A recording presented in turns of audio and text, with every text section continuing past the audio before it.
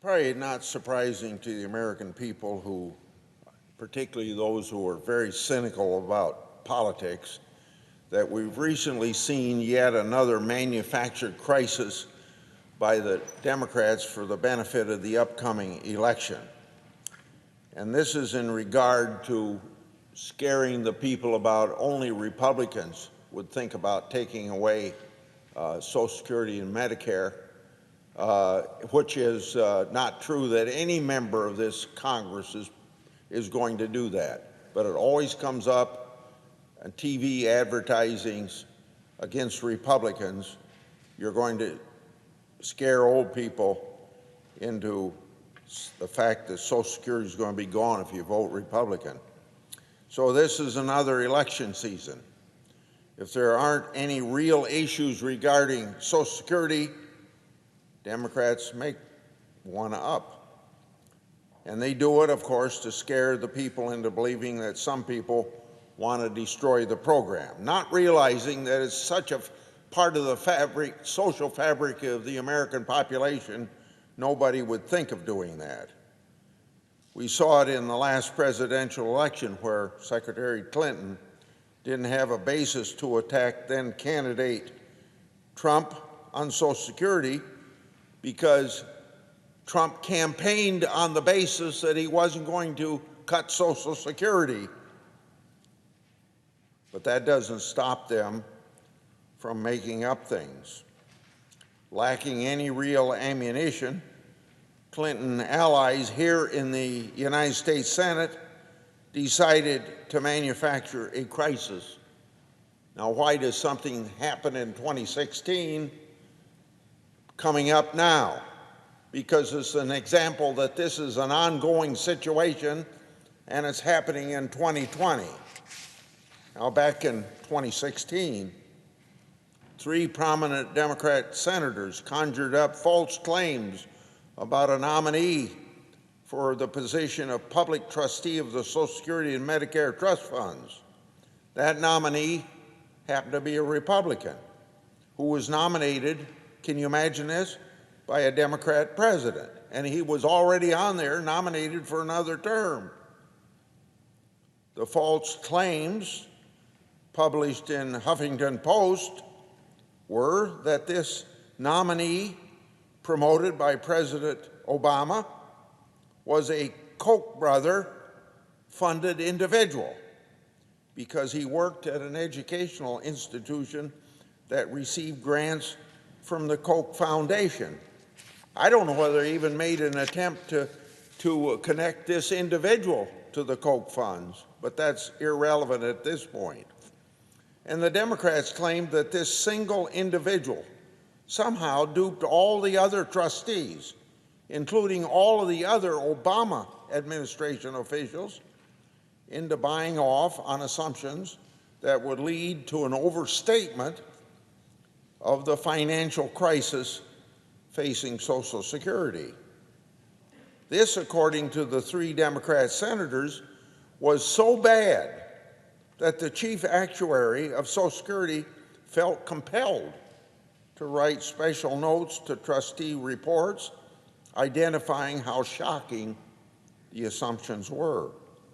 Of course, that would have meant that one single public trustee who happened to be a Republican was duped by outstanding Democrats like this, who were also trustees: Treasury Secretary Jack Lew, HH Secretary Sylvia Burwell, Labor Secretary Thomas Perez, and then the additional Democrat public trustee. If you're brought into the Democrats, if you bought into the Democrats' allegations at the time, it would have meant that all of those Obama officials were duped and too inept to see what was going on. And only the chief actuary could see the light. Well, the chairman of the Senate Finance Committee at that time investigated those allegations and showed that they were flat-out lies. Even the Washington Post identified the lies in an op-ed titled, "The Showdown Democrats Don't Need to Have."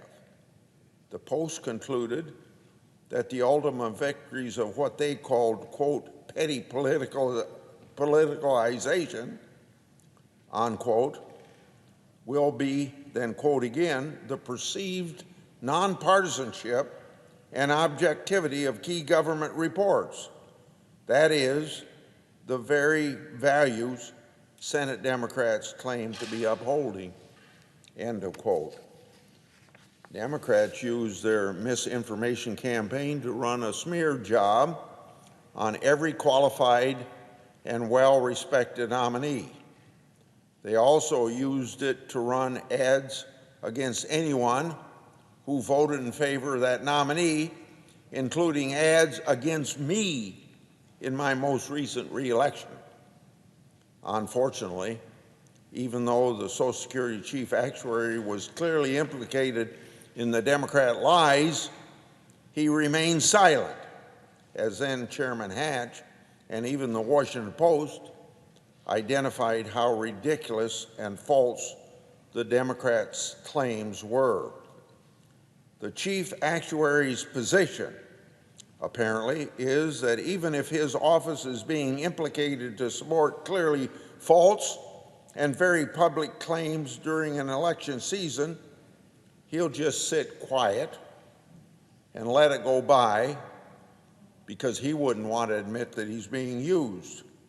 So then, rather than in apologizing for being used, once it was pointed out to him that he was being used. All of that was 4 years ago. 2020 now is happening all again. Well, here we are in another presidential election season, and of course, like clockwork, we're getting around another round of misinformation from the Democrat candidate and his supporters in the Senate. Here's how the Washington Post fact checker labeled the current scheme in a headline that says, quote, "Biden's campaign attacks a Trump Social Security plan that doesn't exist," end of quote. Now that's a Washington Post article. Not often does the Washington Post talk about things that might defend Republican position against the Democrats. So this time around, the misinformation stems from a letter written to Social Security Chief Actuary by 4 Democrat senators, including the minority leader, the ranking member of the Finance Committee, and Senator Sanders, who has been counseling former Vice President Biden. In the letter, these Democratic senators asked Chief Actuary to analyze hypothetical legislation. Now, those words, hypothetical legislation, have to be emphasized, which they say even they wouldn't support to eliminate payroll taxes. Of course, those senators could easily find the information that they were seeking by looking at the latest Social Security trustees report. Instead, for purely political reasons, they wanted to draw in the chief actuary once again. The same actuary as 4 years ago, here being used once again. And the chief actuary at Social Security seems to gladly have played along and wrote a response. He said that his office was not aware that anyone had proposed a hypothetical legislation. Nonetheless, he identified that without payroll tax revenue and no replacement from the general fund, the trust funds would run out of money pretty quickly. Now, of course, that's obvious to anyone, even with a slight knowledge of these programs. But information was not the aim of the Democrat senators' letters. Instead, it was to put forward a silly hypothetical case that doesn't correspond to anything that anyone has or is proposing, and of course, attribute it to the President of the United States. I know you all now see the purpose of this replay because it's an election year. They use the chief actuary's response to claim that authoritative sources have shown that President Trump has a plan to essentially defund Social Security. And in due course, they engaged in the cottage industry of groups that exist here in Washington, D.C., who regularly scare seniors and the disabled, especially before an election, about some sort of backdoor plan or Trojan horse plan to destroy Social Security. And the Democrat senators used the chief actuary's response to feed the Biden campaign with a false talking point about Social Security. So you see the motives of these senators using the chief actuary as their tool. You see it pretty clearly. The Biden campaign ran ads stating, among other mistruths, that, quote, if Trump gets his way, Social Security benefits will run out in just 3 years from now. Now let's go back to the Washington Post. Even the Post fact checker gave those ads 4 Pinocchios, meaning that they contain a whopper of a lie. The fact checker also concluded that, quote, to make a long story short, Democrats ginned up a letter from the chief actuary to describe a plan that does not currently exist, end of quote. In a follow-up letter that ranking member Kevin Brady of the House Ways and Means Committee and I wrote to Social Security chief actuary,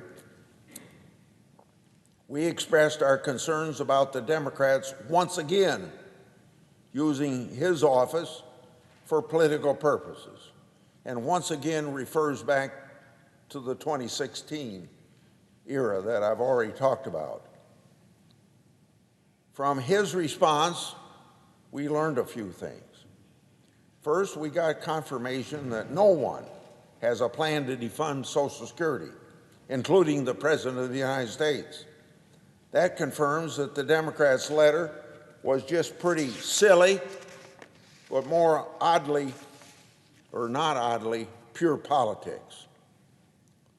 Second, we got confirmation that the Democrat senators during the 2016 election published lies in the Huffington Post article invoking the chief actuary in an effort to smear a trustee nominee. Third, we learned that Social Security's chief actuary feels compelled to respond to any hypothetical posed to him by any senator, independent of how silly or blatantly political that would be. And of course, the chief actuary shouldn't be so compelled. With that latter lesson, it would be easy for a Republican senator to ask the chief actuary to analyze hypotheticals corresponding to the allegations made by Senator Sanders, one of the authors of the letter concerning the quote-unquote hypothetical legislation about Vice President Biden's history on Social Security. Because, you know, Senator Sanders, during the primary, has run political ads characterizing Biden's record on Social Security, saying that Biden's claim that he has always protected Social Security are, quote, unquote, patently false.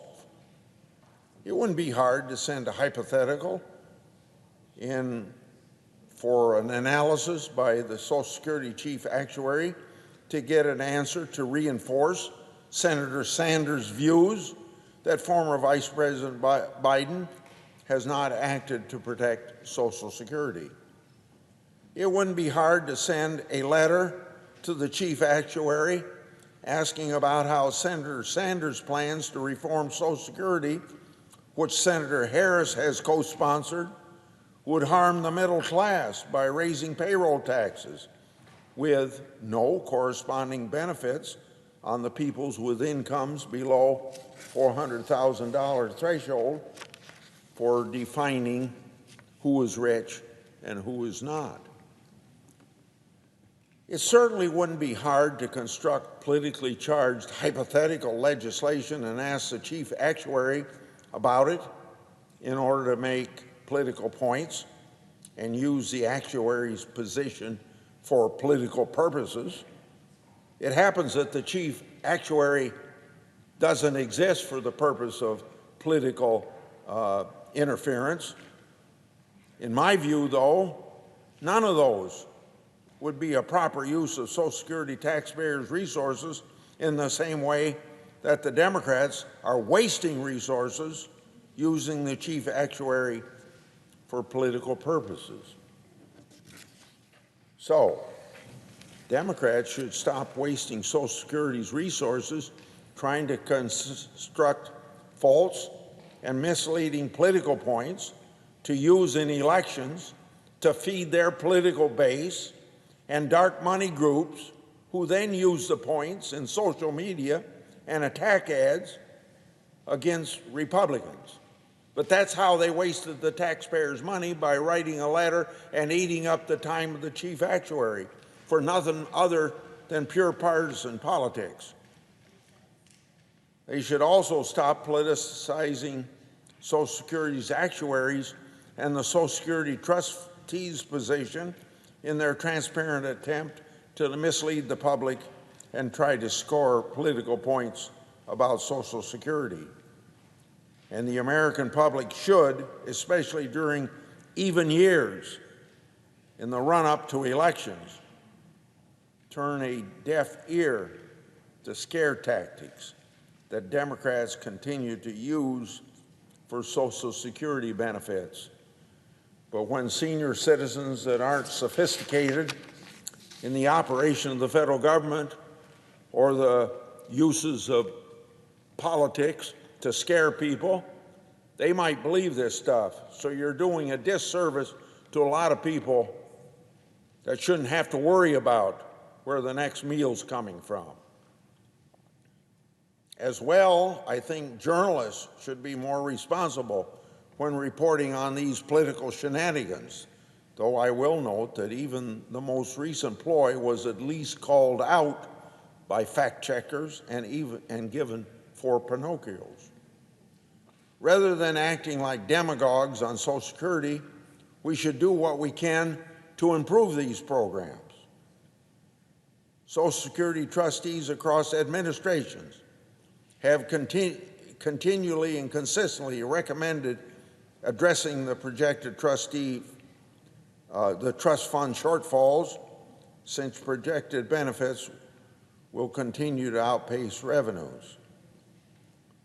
So some sort of reform is inevitable, but outside of broad reform, there are many programmatic improvements that can help make the programs work better for beneficiaries and today's workers.